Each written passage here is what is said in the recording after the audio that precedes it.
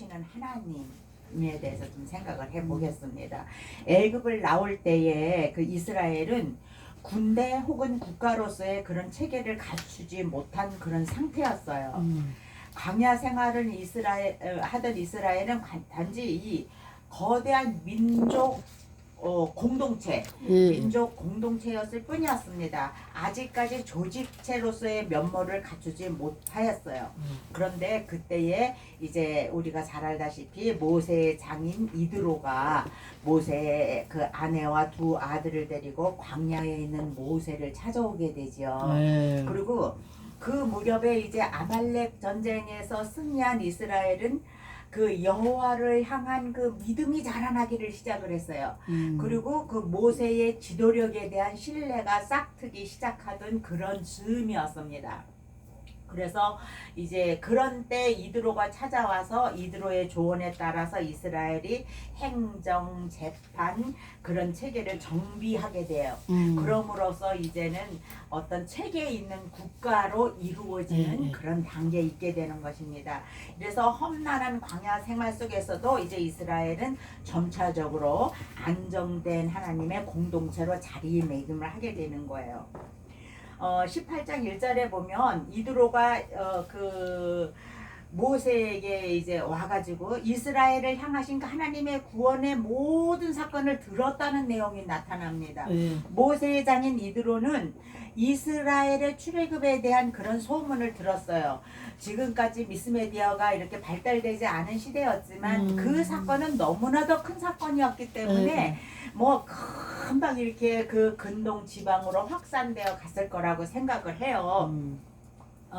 그래서 그 이방인이었던 이드로가 하나님께서 이스라엘을 애굽에서 이제 인도하셨다는 소문을 듣고 이제 모세를 찾아오는 거야. 사위를 이제 찾아오는 거지요. 사위를 찾아와요. 그래서 이드로가 그 두 손자와 함께 그 딸을 데리고 이제 모세를 데리고 옵니다. 이렇게 그런데 우리가 여기서 깨달을 수 있는 것은 모세의 두 아들의 이름이 게르솜과 엘리에셀이라고 했는데 게르솜이라는 이름은 내가 이방에서 계기되었다 그런 뜻을 가지고 있어요. 그리고 엘리에셀이라는 이름은 하나님이 나를 도우셔서 바로의 칼에서 나를 구원했다 이런 뜻을 가지고 있는데 이 아들들의 이름을 볼 때에 모세가 광야에서 어떻게 살았는지를 우리가 알 수가 있습니다. 왜냐하면 게르솜이라는 이름을 통하여서 그는 비록 그 미디안 광야에 살고 있었지만 언젠가는 돌아가서 고난 받는 그 백성들과 함께 이제 있어야 한다는 것을 그리워하고 있는 것을 알 수가 있어요. 그리고 계기 되었다고 하는 것은 내가 이제 여기 비록 살고 있지만 언젠가는 내가 내 고향으로 돌아가게 될 것이다. 이런 희망을 품고 살게 된 거지요. 그리고 이제 하나님의 나를 도우사 바로의 칼에서 나를 구원하셨다는 그 엘리에셀이라는 이름대로 이제 하나님께서는 모세를 통하여서 이스라엘을 애굽에서 구원하여 내셨잖아요. 구원하셔 내셨어요. 그래서 7절에 보면은 이제 그 장인이 이제 가족들을 데리고 왔는데 모세가 나가서 그의 장인을 맞아 절하고 그에게 입맞추고 그들이 서로 문안하고 함께 장막에 들어가서 이렇게 얘기를 하고 있습니다. 이드로가 이제 모세에게 왔다고 전가를 보내자 모세는 엎드려서 인사를 하면서 환대를 해왔어요. 모세가 나가서 장인을 맞아서 절하고 입을 맞추고 서로 문안하고 함께 장막으로 들어가서 대화를 하였다 그랬습니다. 오랜만에 만난 이들은 정말로 서로의 안부를 물으면서 그간 있었던 일들에 대해서 정말 즐거운 대화를 나누는 것을 우리들이 볼 수가 있습니다. 연상이 되잖아요. 연상이 광야 가운데 그 장막에 그 오랫동안 헤어졌던 그 가족을 데리고 온 늙은 장인과 가서 입 맞추고 환대하고 어서 오십시오 장인 어른 막 이러면서 이렇게 와서 밤새도록 어떻게 내가 이렇게 하나님께서 우리 이스라엘을 애굽에서 인도해냈는지 이제 모세가 막 얘기를 하는 거예요. 물론 이드로는 소문을 통해서 그런 모든 얘기를 듣고 있었습니다. 그러나 이제 사위가 직접 이렇게 막 말을 하니까 더 흥미있게 들었을 거 아니겠어요? 정말 즐거운 밤을 그들이 이제 들었을 것입니다. 모세는 장인에게 그 애굽에서 나올 때 모든 상황을 정확하게 이렇게 세밀하고도 소상하게 하나하나 설명을 해 주었어요. 그리고 그 하나님의 구원 역사를 들은 그 이드로는 기쁨에 가득 차게 되었습니다. 그래서 그는 이방인의 제사장이었지만 사위의 얘기를 듣고 이 그 하나님의 구원이 무엇인지를 이해하게 된 거예요. 그래서 그 구원이 주는 신령한 기쁨에 함께 참여하게 되었는데 이 진리를 깨달은 이드로는 여호와 하나님께서만이 참신이시구나 하는 것을 깨닫게 된 거예요. 그래서 하나님 앞에 뭐예요? 번제를 드리게 됩니다. 그리고 이 모든 것은 모세와 아론과 이스라엘의 모든 장로들이 함께 거행을 한다고 얘기를 하고 있어요. 그것을 볼 때에 그 이드로가 이방인의 제사장이었지만 이제 하나님의 구원, 하나님을 향한 참 믿음을 가지고 번제와 희생을 드림으로 인해서 그 마음속에 하나님을 맞이하게 되었고 그것을 모세와 아론과 모든 제사장들이 함께 함으로 인해서 공식적으로 당신은 하나님의 자녀가 되었습니다 라고 이제 그 인정을 받게 되는 그런 사건이 있게 되는 것입니다. 근데 이것은 굉장히 중대한 예표론적인 그런 의미를 갖게 되는데요. 뭐냐면은 오늘날 유대인과 이방인을 불문하고 모든 사람들이 예수 그리스도를 믿기만 하면 생명의 자리에 참여할 수 있다고 하는 거예요.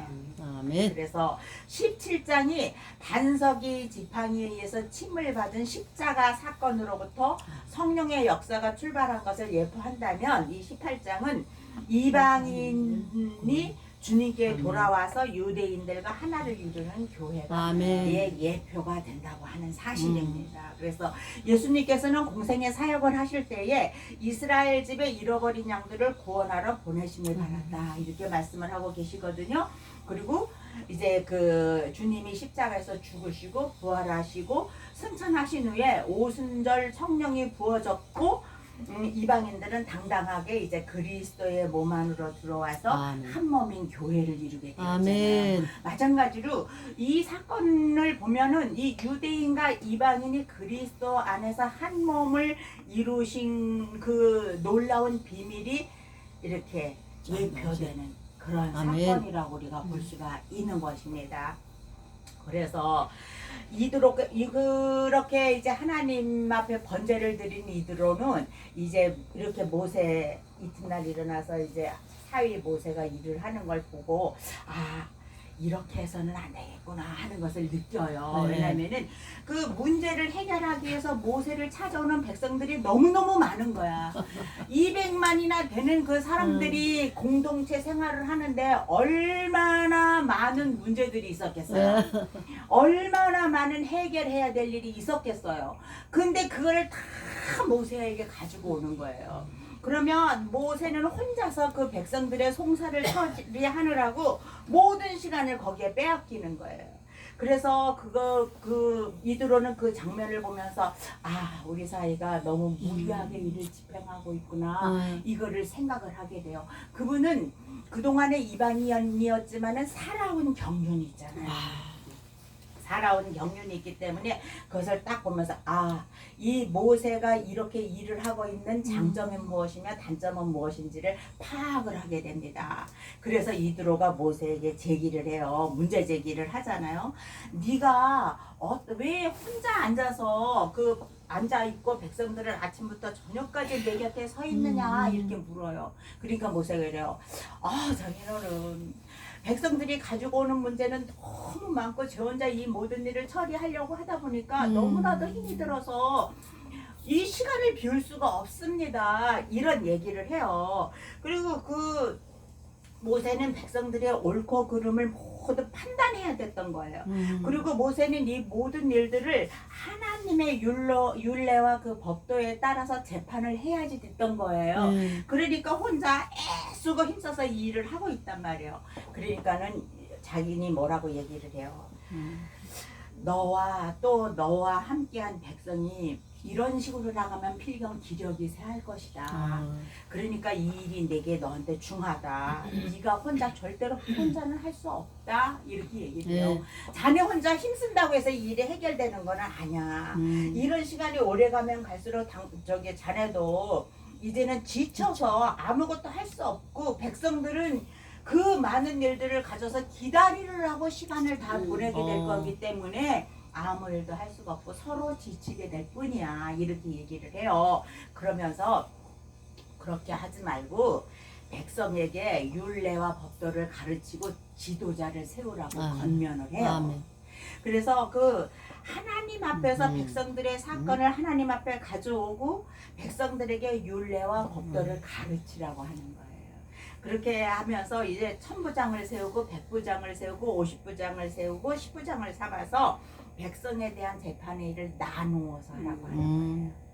그러니까 이게 경륜 있는 사람, 오래 산 사람의 지혜지. 그래서 오늘날 젊은이들이 이 나이 드신 사람들을 무조건 무시만 해버릴 것이 아니고 그들의 그 살아온 세월을 존중해 줘야 되는 거예요. 사실은 그렇게 해요. 그런데 이들로는 뭐라 그러냐면은 능력 있는 사람들을 각 부장으로 삼아서 재판의 일을 나누어서 하라고 조언을 하면서 그 능력 있는 사람들이라는 것은 어떤 사람들인가? 하나님을 경외하여서 두려워하는 사람들이라는 거예요. 그리고 거짓됨이 없는 진실한 자, 아멘. 그리고 재물에 욕심이 없는 자, 아멘. 이런 사람들에게 하나님의 법도 율례를 가르치라고 하는 거예요. 그리고 그들에게 천부장, 백부장, 50부장, 10부장을 삼으라고 이렇게 얘기를 합니다. 그리고 그 부장들에게 때를 따라서 백성을 재판하게 하라고 얘기를 해요. 그러니까는 시시콜콜 작은 문제들은 다 그 사람들한테 맡겨버려라. 그리고 아주 중요한 일, 아주 그 정말 모세가 아니면 처리할 수 없는 그런 어떤 일, 그런 것만 모세에게 가져와서 네가 해라 이거예요. 그 말이 맞잖아요. 그렇게 되면은 모든 맡겨진 책무를 신속하게 처리할 수 있게 될 것이고 백성들은 불평이 없어지게 될 것이고 모세도 조금 쉴 수 있는 그런 또 그런 시간이 생기지 않겠어요. 그래서 이 이스라엘 전체는 이렇게 함으로써 이제 효율성을 지닌 합리적이고 원활한 집단이 될 수가 있다고 하는 것입니다. 그렇기 때문에 오늘날 목회하는 목사님들도 내 혼자 교회를 다 하려고 하면 안 돼요. 그럼 너무 힘들어서 할 수가 없어요. 그렇기 때문에 맡겨야 돼요. 맡겨. 근데 이제 이렇게 제가 이게 미국에서 생활할 때 보면 이민교회 하는 목사님들은 내가 모든 교회를 하는 게 몸에 젖어 있어. 왜냐하면은 그 이민 백성들 남의 나라에 가서 사는 게 사실 쉬운 일이 아니잖아요. 그러다 보니까 많은 사람들이 교회 와서 봉사하고 헌신하려고 하지를 않아요. 대접받고 싶어 해요. 그렇기 때문에 미국 목회, 이민자들의 목회는 섬기는 목회를 해야 돼요. 헌신의 목회예요. 그래갖고 어떤 목사님은 열쇠를, 교회 열쇠를 주렁주렁 하나 갖고 다니면서 문 잠그는 것도 내가 하고 문 여는 것도 내가 하고 공항에 누가 오는 것도 내가 가서 들고 오고 막 이 일을 다 하는 거예요. 그런데 그렇게 해서는 안 되는 거예요. 그래도 그거를 다 열쇠를 하나씩 나눠주면서 누구는 이거 맡고 누구는 이거 맡고 이렇게 해라고 일을 공평하게 분배할 줄 아는 지도자가 유능한 지도자라고 하는 거예요. 그래서 혼자 모든 걸 다 하면 지칩니다. 그리고 내 혼자 일을 다 한 것 같지만 사실은 효과가 없어요. 그렇기 때문에 하는데 이 모세가 하는 일이 딱 그랬던 거지. 그러니까 이드로가 볼 때 이건 아니다 하고 생각을 한 거예요. 그래서 이제 그렇게 하라고 조언을 하니까 참 모세도 또 착한 사이야. 아 그래요? 제가 장인어른의 말대로 하겠습니다. 이렇게 하고 그 장인의 말을 듣고 지도자를 세우게 돼요. 그래가지고 능력 있는 사람들을 택하여서 천부장, 백부장, 50부장, 10부장을 뽑아요. 그리고 그들이 때를 따라서 재판하고 어려운 일만 모세가 재판을 하게 됩니다. 그럼으로써 이제 모든 교회가 이제 신속하게 이제 이렇게 이루어지게 되지요. 오늘날도 그 여의도 순복음교회 같은 데가 그 구역으로 인해서 엄청나게 성장할 수 있었잖아요. 그러니까는 그렇게 나눈 것처럼 우리나라에도 보면은 구역장 제도가 있고 목장 제도가 있고 뭐 감리교회에서는 속회가 있고 이러잖아요. 그래서 다 구역장들 세우고 속장 세우고 이름으로 인해서 교회가 그냥 이렇게 발전을 하잖아요. 성장을 하잖아요. 그런 원리를 이렇게 잘 따라 해야지 된다는 거예요. 목사님이 아침부터 새벽 예배에서부터 그냥 막 밤 12시까지 혼자 막 그렇게 막 끼고 그러는 거는 효율적이지를 않아요. 이 때문에 교회 일꾼들을 잘 세워야지 되고요. 그리고 또 이것도 좀 생각을 해봐야 돼요. 어떤 권사님은 보면은 이제 예를 들자면 성가대에서도 일하고 주방에서도 일하고 또 뭐 다른 어떤 데 부서에서도 일하고 그러니까는 내 혼자 교회 일을 다 하는 것 같아. 그러니까 너무너무 지치는 거야. 주일 지나고 나면은 좀 편안해야 되는데 주일 지나고 나면 너무너무 막 힘이 들어가지고 지쳐 있다가 월요일 날 아주 그냥 죽상을 해가지고 이제 출근을 하게 되는 그런 일이 있잖아요. 그렇기 때문에 아무리 유능한 사람이라고 하더라도 그 한 사람한테 모든 일을 맡기는 건 아니에요.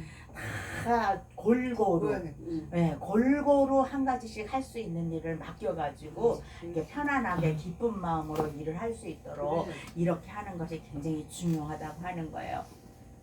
모세가 장인 이드로의 말을 듣고 그렇게 그 민족의 어떤 집단의 그런 지도자들을 세워서 이렇게 일을 처리할 때 아주 그 모든 일들이 원활하고 신속하게 진행되어지는 그런 공동체로 변할 수가 있었습니다. 이제 이것을 보고 이제 이드로는 이제 고향으로 돌아가지요. 고향으로 이제 돌아가요. 그리고 보니까 27절에 18장 27절에 보면 모세가 그의 장인을 보내니 그가 자기 땅으로 가니라. 와서 참 좋은 일 해주고 간 거지. 그렇게 해요. 이제 그래서 이제 갓 탈출에 성공한 노예 집단 그 노예 민족 집단으로서 이제 이스라엘은 행정적 사법적인 어떤 그런 효율성 있는 집단으로 거듭나게 된 거예요. 그리고 이제 어떤 뭐라 그럴까 민족 사회에 있는 기초적인 어떤 그런 사회 그 사회 조직 수립을 갖추게 되었다고 하는 것입니다. 근데 여기에서 우리가 정말 깊이 생각할 수 있는 또 한 번 놀랄 수 있는 것은 이드로가 이제 하나님을 받아들인 지 얼마 되지 않았잖아요. 그랬는데도 이드로는 모든 것을 하나님의 허락하심을 전제하고 있었다는 거예요.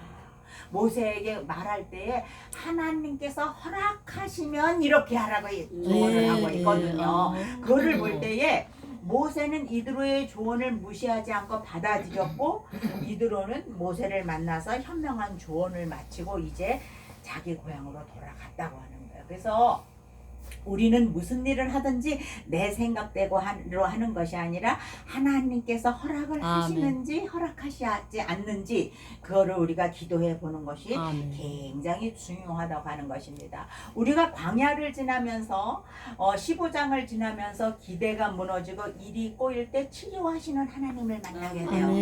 그 다음에 16장에 경제 문제가 괴롭힐 때에 만나를 통해서 공급하시는 하나님을 만나게 됩니다. 그리고 17장 우리가 굉장히 목마르고 그 곤고한 삶을 살게 될 때에 생수를 강물처럼 흐르게 하시는 그 하나님을 우리가 만나게 돼요. 그리고 사람이 앞길을 막을 때 아말렉과 같은 그런 어떤 영적 전쟁을 하게 될 때 우리는 합심 기도로서 승리하게 하시는 하나님을 알게 됩니다. 그리고 지도자의 한계가 드러날 때 우리는 동력하여서 몸을 세우는 하나님을 우리 18장에서 알게 되는 거예요. 그래서 교회를 세우기 위해서는 우리가 항상 지도자를 조력하는 그런 일꾼들이 필요하다고 하는 것입니다.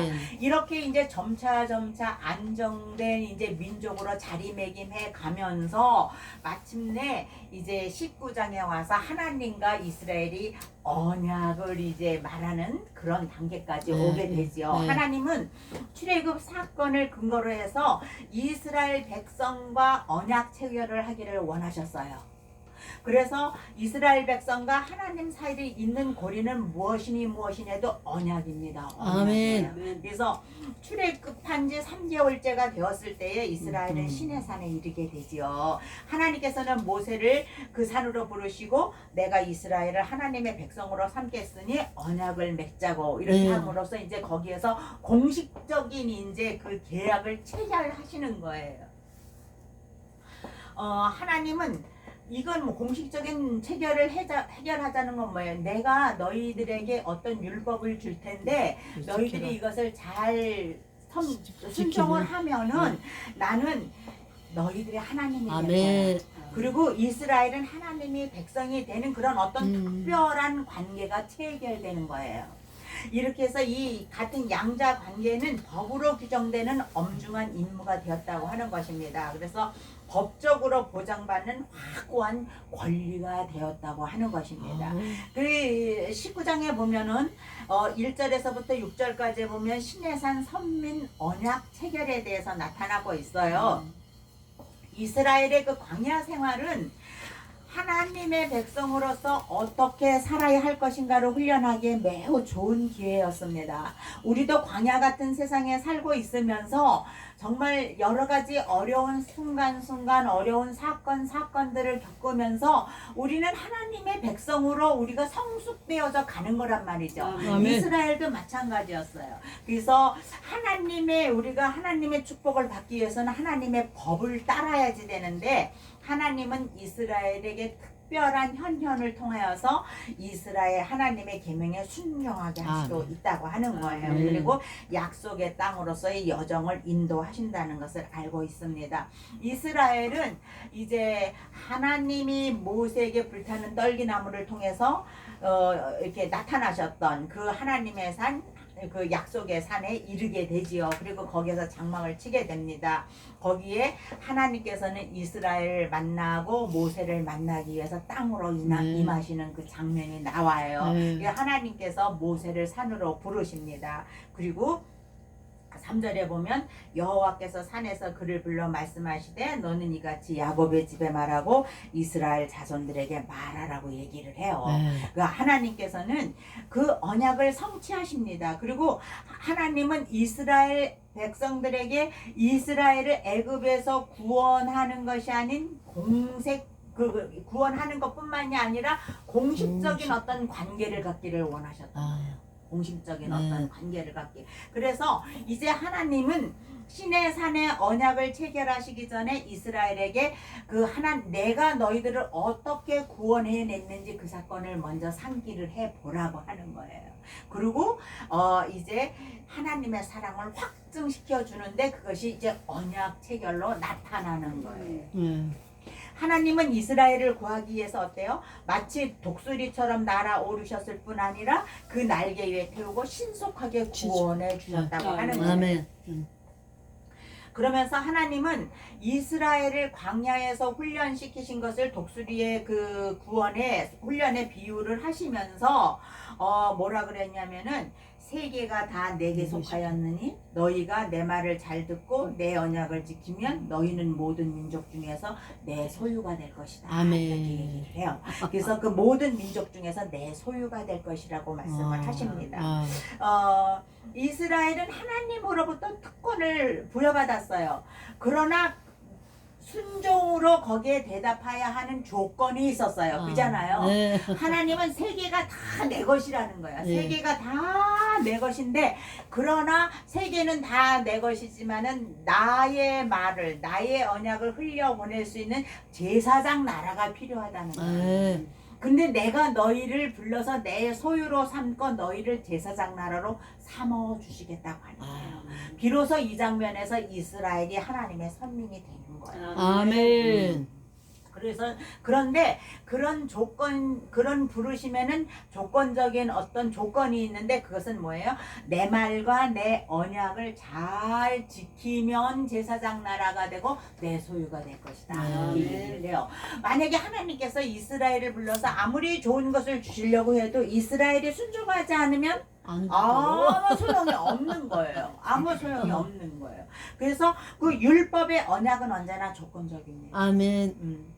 율법의 언약은 순종을 조건으로 해요. 아멘. 그래서 이스라엘은 하나님의 선민이 되는 특권을 부여받았지만 이 관계를 유지하기 위해서는 순종이 필요하다고 하는 거예요. 뭐래 3일 선지 뭐라 해서 순종이 제사보다 낫지 않냐고 말을 하고 있잖아요. 그래서 우리도 늘 하나님의 말씀에 순종하는 삶을 살아야지 돼요. 아멘. 하나님께서는 너는 모든 민족 중에서 내 소유가 될 것이고 제사장 나라가 될 것이고 너희는 또한 거룩한 백성이 될 것이다. 아멘. 이렇게 얘기를 해요. 그래서 이제 모세가 하나님께서 이런 말씀을 하셨는데 당신들은 하나님의 말을 잘 들을래? 어쩔래? 하고 백성들에게 전달을 하죠. 그러니까 백성들이 뭐라 그래요? 아, 알겠다고, 우리가 그렇게 하겠다고 얘기를 해요. 7절 8절에 보면 모세가 내려와서 백성의 장로들을 불러 여호와께서 자기에게 명령하신 그 모든 말씀을 그들 앞에 진술하니 백성이 일제히 응답하여 이르되 여호와께서 명령하신 대로 우리가 다 행하리이다, 이렇게 얘기를 해요. 그러니까 모세가 다시 하나님께로 가서 백성들 하나님, 백성들이 다 순종하겠다고 대답을 합니다라고 전달을 하지요. 전달을 해요. 그래서 이제 그들은 하나님이 이끄시는 대로 가고 하나님 명하시는 것은 무엇인지 행하겠다고 이렇게 선언을 합니다. 그런데 하나님께서 그 말을 듣고 뭐라 그래요? 그래? 그렇다면 너희들에게 준비가 필요하다. 준비가 필요하다는 거예요. 그 하나님은 언약 체결을 앞두고 백성들에게 성결을 요구하시는 장면을 볼 수가 있습니다. 그래서 너희들은 옷을 빨라는 얘기예요. 그들을 성결하게 하고 옷을 빨라고 얘기를 해요. 그런데 우리가 거룩한 사역에 쓰임받기 이한다면 우리는 언약에 성실해야지 되고 주신 말씀에 순종해야지 될 뿐만 아니라 우리는 나 자신을 성결하게 해야지 돼요. 항상 회개하고 하나님 앞에 정말로 이렇게 죄를 씻는 그런 생활을 해야 되는 것입니다. 그래서 모세가 이제 계속 이 성경을 제가 그대로 여러분한테 이제 얘기를 하는 거예요. 성경이 그대로 나와 있는 말들이에요. 그리고 14절에 보면은 모세가 산에서 내려와 백성에게 이르러 백성을 성결하게 하니 그들이 자기 옷을 빨더라. 아멘. 그 얘기를 듣고 모세가 산에서 내려와서 이제 백성들로 하여금 옷을 빨고 성결하게 하는 거예요. 뭐야? 하나님을 만나기 위해서는 반드시 뭐야? 회개가 필요하다는 거예요. 회개가. 그래서 언약은 상호 존중, 쌍방 체결이거든요. 상호 존중의 자세에서 서로 맺어져요. 그리고 구원은 하나님이 사람에게 맞추심으로부터 시작이 되는 거예요. 그러나 구원 이후의 성숙은 어때요? 사람이 하나님께 맞추는 작업으로 시작이 되는 거예요. 아멘. 우리가 6월절을 통해서 하나님이 이스라엘에게 맞추는 일을 하신 걸 보게 되잖아요. 그러나 우리가 광야 생활을 지나면서 우리가 점점 성숙해서 우리가 하나님에게 맞추는 성숙한 신앙으로 아멘. 우리가 아멘. 다 되어져 가야지 아멘. 된다고 하는 거지요. 그리고 이들은 거룩하신 하나님이기 때문에 그분의 요구에 분명해야지 되는데 여기에 성경에 보면 옷을 빨고 제3일을 기다리고 여인을 가까이 하지 말아라, 이런 말씀을 해요. 아멘. 그래서 이제 이스라엘이 그렇게 다 순종을 했을 때에 시내산에 하나님께서 강림을 하시게 되지요. 아멘. 하나님께서 이제 드디어 강림하시는데 그 강림하시는 모습이 얼마나 우렁차고 얼마나 신비롭고 정말로 얼마나 그 장관이었던지 막 우레와 번개와 빽빽한 구름을 막 이렇게 있으니까 이스라엘 사람들이 거기서 얼었어. 완전히 얼어버렸어요. 완전히 얼어가지고 하나님은 모든 백성이 보는 가운데서 위엄과 권능으로 이제 불 가운데 임하셨어요. 그런데 그 이스라엘 백성들은 하나님의 영광만으로도 두려워서 떨었다고 하는 얘기예요. 그렇지 않겠어요? 만약에 이 시간에 하나님께서 우레와 번개와 그 영광 가운데 임하신다면 우리는 어떨 것 같아? 엎드려서 고개도 못 들 거예요. 그죠? 하나님, 아유, 이제 이를 용서하세요. 그죠? 뭐, 그랬을 거예요. 그래서 정말로 그들이 얼었어요. 모세가 하나님을 맞으려고 백성들을 거느리고 산 기슭에서 절대로 위에 올라가서는 안 됐어요. 하나님께서 경계선을 그어주셨거든요. 그래서 산 기슭에 섰어요. 그때 우레와 불 가운데 하나님께서 강림하셨을 때에 백성들은 그냥 백성들만 떨은 게 아니라 성경을 보면은 온 산까지도 떨었다고 말하고 있습니다. 온 산까지도 크게 떨었어요. 그리고 이스라엘은 하나님의 그 어떤 영광스러운 임재를 경험하게 됩니다. 그때에 하나님께서 뭐라 그래요? 이제 그 모세와 대화를 하시는 거예요. 예, 예. 대화를 하게 예. 돼요. 19절 20절에 보면 나팔 소리가 점점 커질 때에 모세가 말한즉 하나님이 음성으로 대답하더라 이렇게 얘기를 하거든요. 그거 볼 때에 나팔 소리가 점점 커졌다고 하는 것은 뭐예요?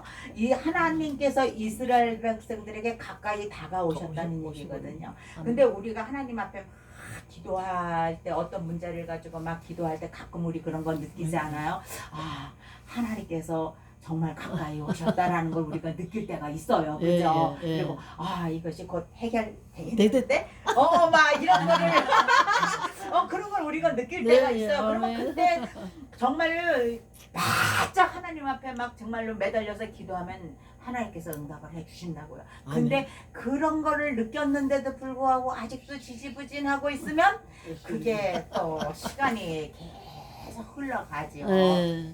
근데 이제 모세를 하나님께서 모세와 대답을 음성으로 대화하셨다 그랬거든요. 그래서 모세를 산 꼭대기로 부르셨어요. 그리고 백성들에게 경고하라고 말씀을 하신 거야. 그러니까 너희들 호기심이나 욕심 때문에 예. 나를 만나려고 하는 것이 아니고 정말로 너희들은 그 뭐라 그럴까 내가 설정해 놓은 그 땅을 넘어와서는 안 돼. 그런 얘기를 해요. 그렇게 해서 이제 경고의 말씀을 하십니다. 그리고 제사장들에게는 그 몸을 성결하게 하라고 이렇게 얘기를 하죠. 그런데 참 웃기는 거는 23절에 보면 모세가 이런 대답을 해요. 모세가 여호와께 이르되 주께서 우리에게 명령하여 이르기를 산주 위에 경계를 세워 산을 거룩하게 하려 하셨사온즉 백성이 신의 산에 오르지 못할 것입니다. 이렇게 얘기를 해요. 모세는 하나님 내가 백성들에게 신의 산에 오르지 말라고 분명히 얘기를 했습니다. 그리고 오르게 되면 죽게 된다고 경고를 했어요. 그렇기 때문에 백성들은 절대로 신의 산에 오르는 그런 어리석은 일을 하지 않을 거예요. 이렇게 딱 자신 있게 대답을 딱 해버리는 거야. 그러니까 하나님께서 뭐라 그래요? 이르시되 가라. 가서 다시 얘기하라는 거예요. 그러니까 우리가 주의 일을 할 때 아무리 내가 성실하게 한 것 같지만 하나님께서는 또 다시 한번 확인하기를 원하시는 거예요. 우리는 그 말씀에 그저 순종해야지 내가 이렇게 했으니까 하나님이 예 됐습니다. 걱정하지 마세요. 이렇게 해서는 안 된다는 거죠. 그래서 너는 내려가서 아론과 함께 올라오고 제사장들과 백성에게는 경계를 넘어 나 여호와께로 올라오지 못하게 하라. 내가 그들을 칠까 하노라. 단호하게 말씀을 하시죠. 하나님께서. 그래서 우리가 기도 생활을 하는 데 있어서 신앙 생활을 하는 데 있어서 하나님의 말씀을 우리 멋대로 해석하고 우리 멋대로 이럴 것이다. 내가 이 정도 했으니까 하나님 앞에 나는 당당하다라는 얘기를 우리는 할 수가 없어요. 그렇게 할 수가 없는 거예요. 그리고 자신의 판단에 따라서 이스라엘 백성이 바른 처신을 하리라고 장담하는 모세에게 하나님 뭐래요? 너는 다시 내려가서 아론과 함께 올라오라는 거예요. 다시 가라는 거예요. 꼭대기까지 시내산 꼭대기까지 올라가는 게 얼마나 힘들겠어요. 그죠? 근데 다시 내려가 다시 올라오라는 거예요. 그러니까 그 얘기를 듣고 모세는 두 말도 않고 다시 내려갔어요. 아멘. 주여. 네, 알겠습니다. 두 말도 안 하고 다시 내려가서 백성들에게 다시 이제 그 하나님의 말씀을 알려요. 그렇게 이제 했을 때 드디어 출애굽기 20장 하나님께서 이제 모세를 통하여서 이스라엘 백성들에게 율법을 알려주시는 거예요. 우리 20장 하면은 10계명이잖아요. 10계명인데 교회에는 흔히들 세 가지의 보물이 있다고 합니다. 그게 뭐예요? 사도신경과 십계명과 주기도문이에요. 이제 여기에 대해서 사도신경 같은 거에 대해서 조금 뭐 말이 많죠. 어떤 이제 보수 신학자들은 이건 성경에 있지 않고 이 신학자들이 만든 건데 어떻게 이거를 고백을 하겠느냐 그래서 고백을 안 하는 사람들도 있어요. 그런데 이 사도신경과 십계명과 주기도문은 기독교인이 되려는 사람이라면 반드시 가르쳐야 될 내용이고 기독교인이 되려는 사람은 가장 먼저 배워야 될 내용인 거예요. 그래서 사도신경은 우리가 믿는 믿음의 요약입니다. 무엇을 믿을 것인가 하는 거예요. 우리 신앙 고백이에요. 아멘. 그렇다면 십계명은 우리가 행해야 되는 행동의 요약이에요. 어떻게 살아야지 될 것인가? 어떻게 살아야지 될 것인가? 또 주기도문은 뭐예요? 우리가 바라야 하는 그 비전의 요약이라고 볼 수가 있어요. 무엇을 믿고 어떻게 살 것인가? 그래서 우리가 무엇을 믿고 어떻게 살아야 하며 무엇을 바라야 하는가. 이 사도신경은 기독교 신앙의 핵심이라 그래요. 그래서 보통 믿음 이렇게 얘기를 하고요. 십계명은 기독교 윤리의 핵심이라고 해서 사랑, 하나님 사랑, 십계명을 요약하면 하나님 사랑과 이웃 사랑이잖아요. 사랑. 그리고 주기도문은 기독교 비전의 핵심이에요. 소망. 우리가 어떻게 하나님의 영광스러운 나라에까지 이르게 될 것인가. 네, 그거예요. 그래서 그런데 오늘 이제 20장에 보면 이제 순종하겠습니다라고 다 사역한 백성들을 향하여서 하나님께서 십계명을 수요하시는 장면이에요. 십계명은 이제 데칼로그라고요. 데칼로그를 하는데 이것은 10가지 말씀이라는 뜻을 가지고 있거든요. 그래서 이 십계명은 이스라엘 백성들의 삶을 이루는 중심은 율법이라는 거예요. 그리고 이 십계명은 율법의 핵심이에요. 그래서 이 율법은 하나님 중심, 하나님 통치의 철학이고 원칙이라고 하는 것입니다. 그래서 사람이 하나님 앞에 가까이 나아가기 위해서는 그가 어떤 분이신지, 우리에게 무엇을 요구하시는지, 그리고 그거를 알아야 하나님과 교제를 할 수가 있다고 하는 거예요. 하나님은 우리에게 어때요? 인격적인 관계를 원하는 아멘. 인격적인 관계를. 대화가 통하는 관계. 내가 아멘. 너를 사랑한다고 아무리 말을 해도 도무지 그 사람을 받아들이지 못하면 하나님께서 얼마나 답답하시겠어요.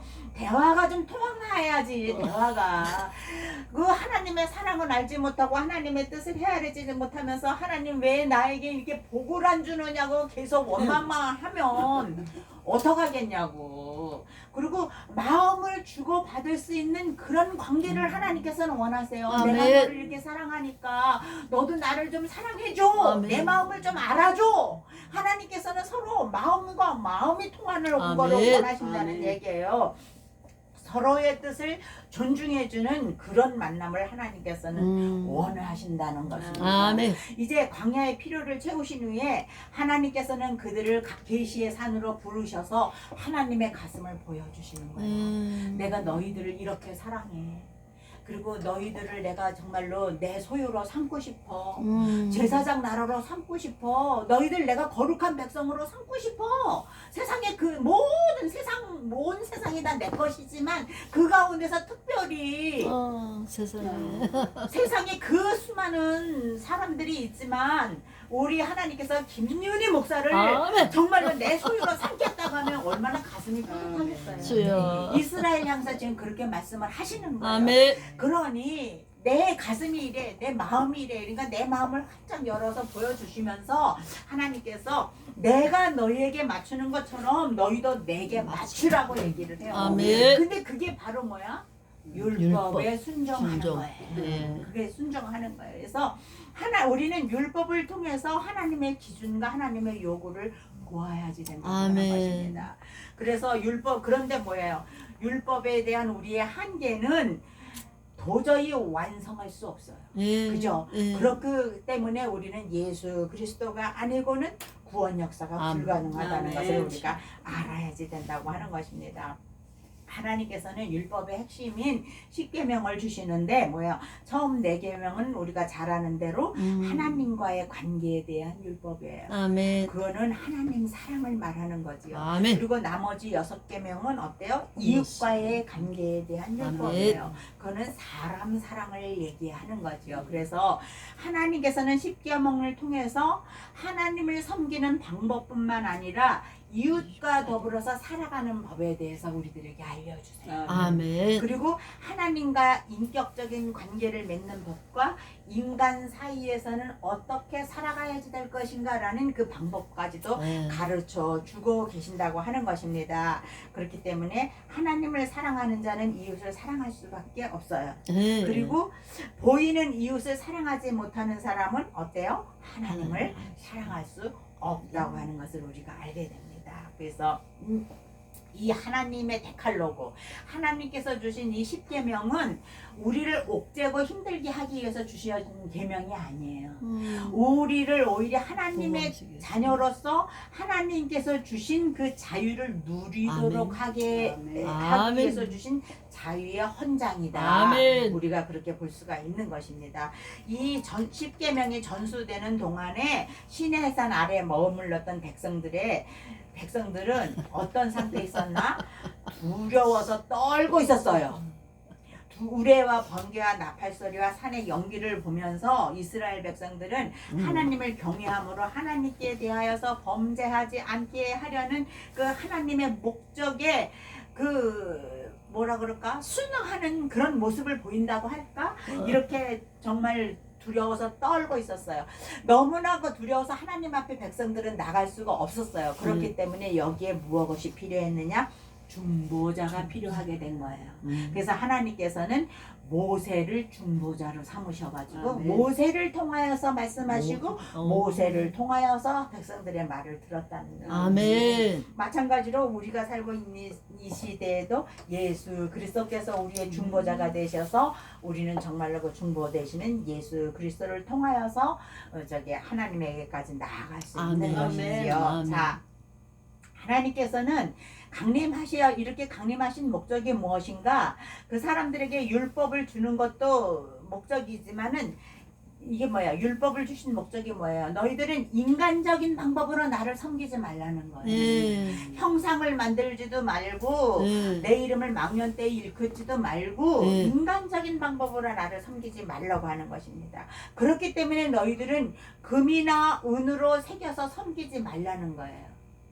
그리고 다듬은 돌로 하지 말라고 하는 거예요. 아멘. 여기 다듬지 않는 돌이라는 것은 무엇을 의미합니까? 그것은 그냥 하나님께서 원하시는 원칙대로 하나님을 섬기라는 거예요. 우리 네. 인간들이 만든 형식이나 인간들이 만든 어떤 생각을 가지고 하나님을 절대로 섬기지 말라고 하는 겁니다. 네. 참된 예배라고 하는 것은 방법이나 모양이나 외교가 아니에요.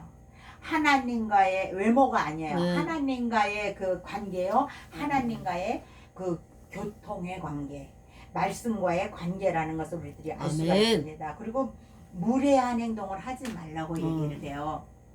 자, 이렇게 해서 우리는 하나님을 섬길 때 나는 감추어지고 내 안에 계신 그리스도가 드러나야지 된다는 것을 알 수가 아멘. 있습니다. 21장으로 가면 이제 우리가 사람의 억울함을 살피시는 하나님에 대해서 우리가 살펴볼 수가 있습니다. 하나님은 시내 산에서 모세에게 십계명을 주시고 그에 따른 시민법을 주셨어요. 율법은 세 가지로 구분을 할 수가 있는데요. 그 첫째는 도덕법이에요. 이 도덕법은 이게 뭐랄까 하나님이 절대 기준이 되는 십계명이에요. 네. 그래서 이것은 아무리 시대가 바뀌어도 변하지 않는 네. 법이에요. 그 다음에는 시민법입니다. 이것은 시대적인 백성의 규례예요. 아멘. 그리고 이 십계명 정신이 기초가 되는 것이지요. 그 다음에는 의식법이에요. 이것은 이스라엘의 신앙과 영성 생활을 위해서 필요한 제사법, 정결법, 절기법 뭐 이런 여러 가지의 법을 말하는 거예요. 자, 20장이 계명이고 21장은 율례예요. 20장은 우리가 반드시 지켜야 할 십계명이라면 21장은 이제 세칙이에요. 세칙. 그래서 이스라엘 백성들이 공동체 생활을 하면서 필요한 일반법, 시민법을 말하는 거예요. 그래서 21장에서 23장은 주로 사람과의 관계를 어떻게 가질 것인가에 대해서 말씀하고 있고요. 20장 22절로 26절에 보면은 하나님을 어떻게 섬겨야지 될 것인가에 대해서 나타나가 있습니다. 네. 그 다음에 하나님과의 관계가 정립된 후에 비로소 사람과의 관계를 다루신다고 하는 거예요. 그럼 우리가 신앙생활을 하면서 가장 먼저 생각해야지 될 것이 무엇인가? 하나님과의 관계를 아멘. 먼저 생각을 해야 된다는 거예요. 네. 우리가 교회에 교제하러 나오는 거는 아니잖아요. 네. 교회에 뭐 사업하러 나오는 거는 아니잖아요. 교제 뭐 외로워서 교회 나오는 거는 아니거든요. 네. 우리는 하나님과의 관계를 먼저 정립한 다음에 아멘. 사람과의 관계를 이제 생각을 하게 되는 것입니다. 자, 21장에 보면 여러 가지 이제 막 많은 법들이 나와요. 보면은 종에 대한 율례, 뭐 폭행에 관한 법, 이거 보면은 이렇게 자세하게 이게 하셨을까? 이럴 정도로 자세하게 이제 폭행을 했을 경우에는 어떻게 하고 뭐 이제 사람을 죽였을 경우에는 어떻게 하고 막 이런 법들이 이제 네. 계속해서 이제 나오고 있습니다. 그래서 어떻게 뭐 배상을 하고 또 보상을 해야지 될 것은 보상을 하고 뭐 이런 것이 굉장히 나오는데 우리가 특이하게 우리가 알 수 있는 것은 동해보복이라고 하는 거예요. 이건 뭐예요? 생명은 생명으로, 이는 눈은 눈으로, 눈으로, 이는 이로, 손은 손으로, 발은 발로, 네. 된 것은 된 것으로, 상하게 한 것은 상함으로, 때린 것은 때림으로 갚을지니라 이렇게 말씀을 하고 있거든요. 그래서 세상 사람들이 이거를 보면 야 무슨 세상에 이렇게 유치한 게 있냐. 아니 사랑의 하나님이라고 하면서 한 대 맞았으면 나도 한 대 쳐야 된다. 네 이빨 하나 부러뜨렸으면은 내 이빨 하나 부러졌으면 네 이빨 하나 부러뜨려야 돼. 이게 뭐야? 이렇게 말할 수가 있어요. 그런데 이것은 하나님 나라의 질서를 위한 통치 원리라고 하는 것입니다. 아멘. 하나님은 죄는 용서하지만 죄값은 분명히 물으시는 분이에요. 아멘. 그래서 이 모세 율법의 동해 보복이라고 하는 것은 보복이 아니라 질서와 보호를 위해서 공동체의 화합을 추구하려는 정신을 담고 있다고 하는 거예요. 근데 사람이 심리가 그렇잖아요. 네가 내 이빨 하나 부러뜨렸으면 난 두 개 부러뜨리고 싶어. 그죠? 네가 나를 두 번 쳤어? 그러면 나는 너 5대쯤 맞아야지 돼. 이런 마음이 우리한테 있다는 거예요. 그렇기 때문에 더 큰 어떤 그런 해를 입히지 않기 위해서 하나님께서는 최소한의 이런 것을 만드셨다고 하는 것입니다. 그래서 이거는 이런 화해의 목적은 원수까지 사랑하라고 하는 예수님의 가르침 속에서 완성되어졌다고 하는 거예요. 그리고 공의로운 그런 원칙들을 제시하여서 모든 사람이 억울함 없이 다 잘 사는 세상으로 만들어 가려고 하는 하나님의 의지라고 볼 수가 있습니다. 자, 구약은 율법이기 때문에 죄를 지으면 보복을 했고 신약은 복음이기 때문에 범죄했어도 용서를 해야지 된다. 그렇게 생각을 하십니까? 많은 사람들이 그렇게 생각을 해요. 그런데 신약에도 공정한 심판이 분명히 있습니다. 그잖아요. 그것은 그런데 우리가 받아야 할 그 심판을 주님이 대신 받았다는 것 뿐이에요. 아멘. 그렇기 때문에 우리는 하나님은 우리가 받을 형벌을 그 아들에게 돌리셨던 거예요. 아멘. 그래서 그 아들의 십자가를 질 수밖에는 없었던 거라고 하는 거예요. 그렇기 때문에 우리의 구원은 거저 주어진 것이 아닙니다. 그리고 적당히 눈 감아준 게 아니고 공정한 심판을 거쳐서 공정한 대가가 지불되어졌다고 하는 거예요. 그래서 죄는 반드시 무서운 심판이 따라온다는 것을 우리가 알아야 돼요. 그런데 우리가 그 심판을 예수께서 우리 대신 져주셨기 때문에 그 예수님 앞에 예수의 이름으로 기도하면 용서함을 받을 수가 있다고 하는 것입니다. 보면은 그리고 우리가 죄를 멀리하고 죄를 거절하고 정말 그렇게 해야 우리는 주님의 십자가 정신으로 살아가는 삶이 된다는 거. 그걸 우리가 알아야 돼요. 쭉 보면은 가축에 대한 율법도 나오고 22장은 하나님의 마음으로 살아가는 거예요. 인류를 향한 하나님의 그 바람을 표현한다면 하나님의 사랑과 이웃 사랑으로 나눌 수가 있습니다. 집약을 시켜줄 수가 있어요. 이 정신은 십계명의 고스란히 다 담겨져 있어요.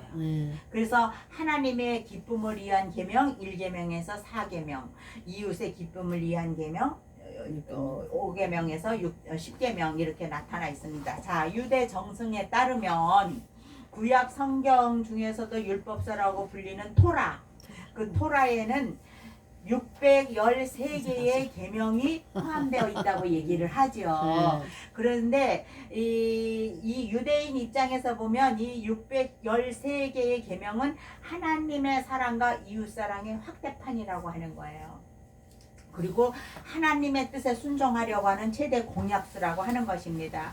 근데 이제 그 가운데서 하라 하는 긍정적인 형태로 된 계명은 248개, 하지 말라 하는 것은 365개 이렇게 있는데 248이라고 하는 숫자는 그 뭐라 그럴까? 사람의 몸을 이루고 있는 모든 부분의 그 총합이라고 해요. 그 다음에 이제 365라고 하는 숫자는 1년을 뜻한다고 합니다. 그렇기 때문에 우리는 1년 365일 사는 시간마다 하나님의 계명을 생각해야 된다. 아멘 주여. 계명대로 살아가야 된다는 거. 하나님의 말씀에 순종해야 된다는 거. 자, 23장에 보면 하나님 백성의 축복의 그 의미와 축복에 대해서 나오고 있는데요. 이 율법의 최종 목적은 이스라엘 백성들을 세상으로부터 구원하고 신앙의 순수성을 지키도록 보호하는 데 있었습니다. 그래서 공정한 재판의 규례가 나오고 안식일과 절기에 대한 명령이 나오고 축복과 의무에 대해서 나오고 있어요. 자, 하나님은 이스라엘을 약속의 땅에 이르기까지 지키시고 인도하실 것을 약속을 하세요. 그리고 그 땅에서 율법을 지키면 복을 받는다. 먹을 빵과 마실 물을 주시고 질병을 없게 하시며 오래 살게 하신다. 이렇게 말씀을 하세요. 그러나 너희들이 이것을 지키지 못하면 그 책임을 너희들에게 묻겠다라고 또한 경고를 하세요. 그래서 하나님은 이스라엘을 위해서 이스라엘이 약속의 땅에 이르기도 전에 대적들로부터 떨게 만든다고 얘기를 해요. 보면은 가나안에 들어가면서 그 대적들이 간담이 녹는다고 얘기를 하잖아요. 하나님께서 미리 가셔서 그렇게 해 놓으시잖아요. 자, 우리가 여기서 잠깐 동안 생각해 볼 것은 그렇다면 율법하고 복음과의 관계가 무엇인가 하는 거예요. 자, 율법과 복음의 관계를 이해하는 것은 성경 전체를 이해하는 중요한 열쇠입니다. 자, 그러므로 성도가 신앙생활을 균형 있게 할 수 있도록 도와주는 척도가 돼요. 자, 보면은 이 율법은 우리가 제일 지박적으로 볼 때 10계명이라고 이제 얘기를 해요. 그 다음에 광의적으로 볼 때는 구약 성경 전체를 이제 율법이라고 우리가 말을 해요. 자, 그러면 복음은 어떤 의미인가 하는 거예요. 복음은 신약 성경에서 복음은 교회에 전파된 예수 그리스도 안에서 구원의 사건에 대한 좋은 소식이다. 유앙겔리온이다. 이렇게 얘기를 하잖아요. 그러면 사도 바울은 복음은 신학 중심의 사상으로서 하나님께서 예수 그리스도의 성육신과 죽으신과 부활과 그 모든 것으로서 이제 성도를 구원하신 역사라고 얘기를 해요. 그러므로 복음은 그리스도 자신이시다 이렇게 얘기를 해요. 그리고 거기에서 이루어지는 구원과 중생의 소식과 제사함과 이 모든 것을 기쁜 소식이라고 얘기를 해요. 그런데 말틴 루터는 율법의 행으로는 구원에 이를 수 있다 없다? 없다.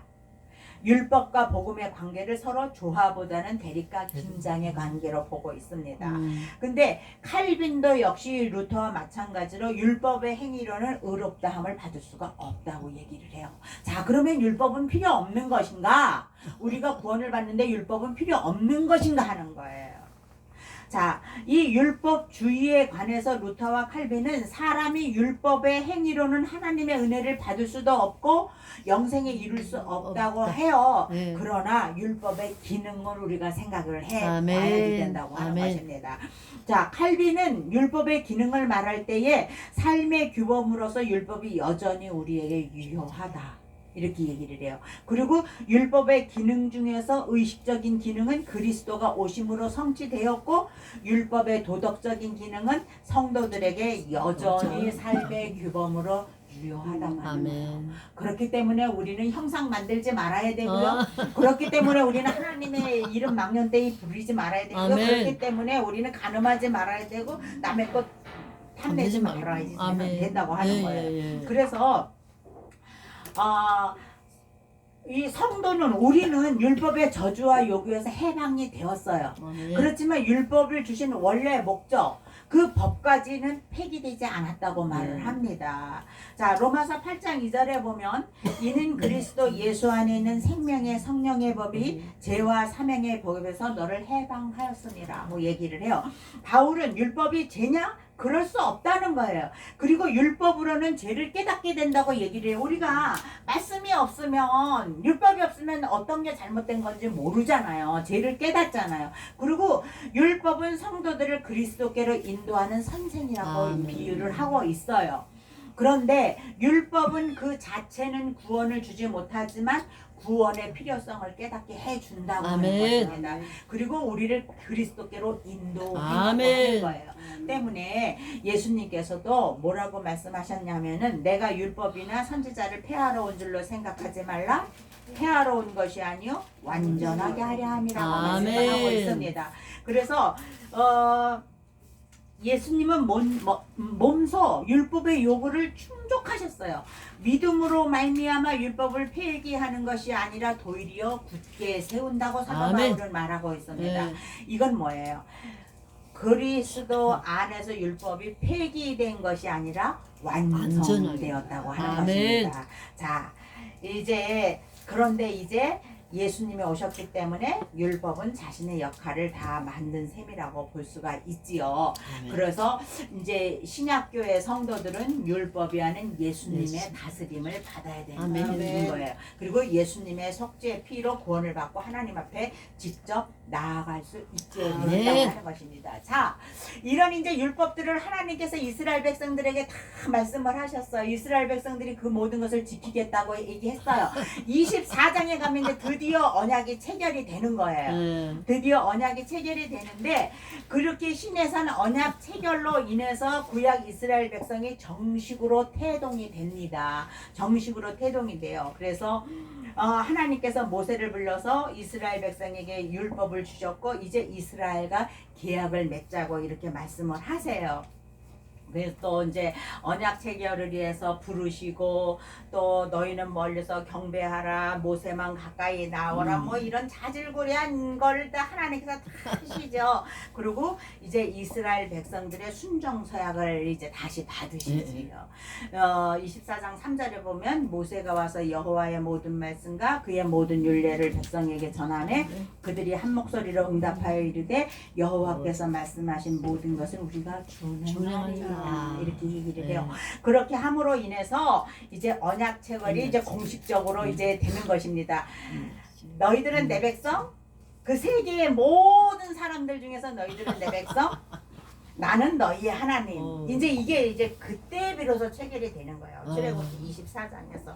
그런데 모세는 이 모든 하나님의 말씀을 기록을 했어요. 네. 이제 다 기록을 해요. 이건 뭐예요?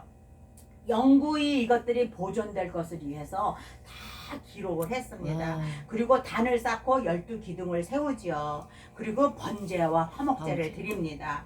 그리고 중요한 것 제단에 피를 뿌려요.